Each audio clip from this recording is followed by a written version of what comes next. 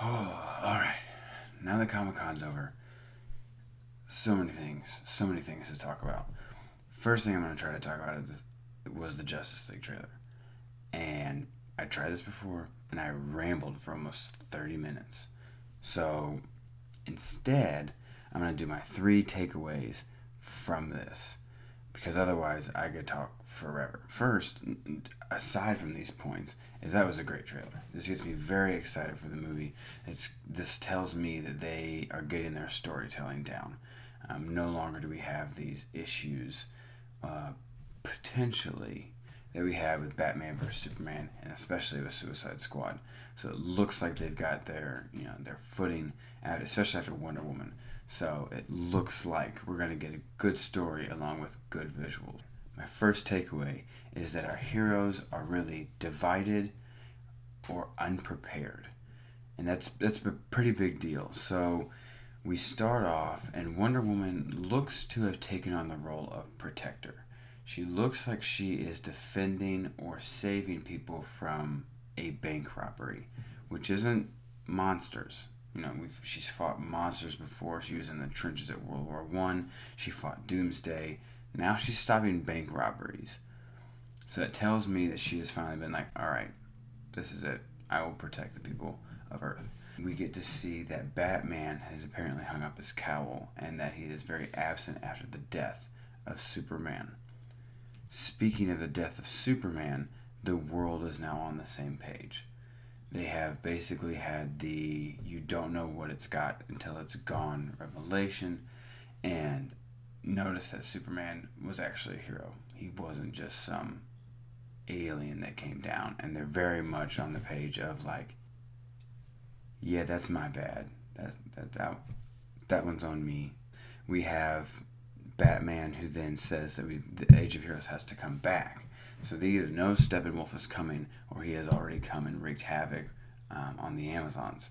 So we are now gathering together Aquaman and the Flash and Cyborg to come in and help them. We see that the Flash says, I've never fought before. I've pushed some guys, and then I run away. I don't know what I'm doing. Cyborg is new to all this. Aquaman and Wonder Woman are the only people who have powers who are used to them. And Batman just uses his gadgets and his brain power to be who he is. We get the sense that they're broken up. I don't think Batman's even saving people at the beginning of the movie. He's forced back into it. And then they get together and they fight and they fight and they fail, because towards the end of the movie we then see that Batman has his tactical suit. So it leads me to believe that they have continuously fought these parademons and Steppenwolf, which we see scenes of later on, and they're unsuccessful or they barely get away. So Superman holds a lot of weight here, because you and I know he's not dead. He's not dead. He's coming back. We know that. Takeaway number 2 is the power of Steppenwolf. Batman and Wonder Woman have fought Doomsday and they ended up being successful. But now, clearly, like I said just a second ago, it's like they are struggling. They can't beat Steppenwolf. He dropped down in the middle of the Amazons, and then we see him later on outside of that room. So he took all those Amazons, fought them, won, or escaped without them able to capture him, and then later he's able to open up that portal and bring parademons in. So for Wonder Woman and Batman, who have fought Doomsday, which is supposed to be one of the strongest in the DC universe and is responsible for the death of Superman, they can't beat this guy.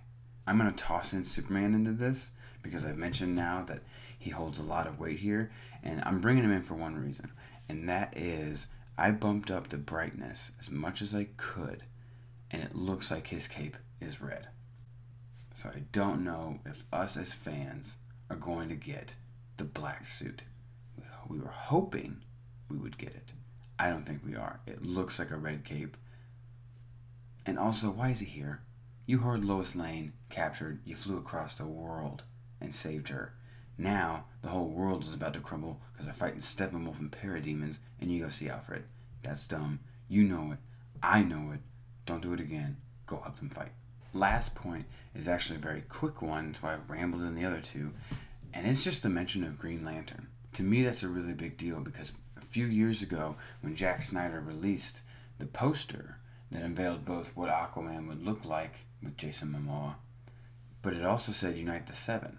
So right there we get confirmation that they have intentions to have all seven, including the Green Lantern, even after the Ryan Reynolds. We actually get the mention here from, I think, it's Steppenwolf, because he's talking about worlds falling without Kryptonians and lanterns, and who else would know that? And I could go on about why I think that is. But the important thing is, we literally hear them say, there's no lanterns, no Kryptonians. Lanterns. Lanterns are not in this universe. They obviously are in the DC universe, but we had no mention of them up until now. So to me, that's a big deal. So hopefully we're getting closer to a Lantern Corps movie and bringing that storyline and those characters into this movie and these series. Alright guys, those are my takeaways from Justice League. There's a lot more that I could talk about, so if I missed anything or you have different takeaways, fill up those comments below, let me know what you thought, and as always, hit that subscribe button, come back every week, and watch this nerdy idiot just ramble about his thoughts. See ya.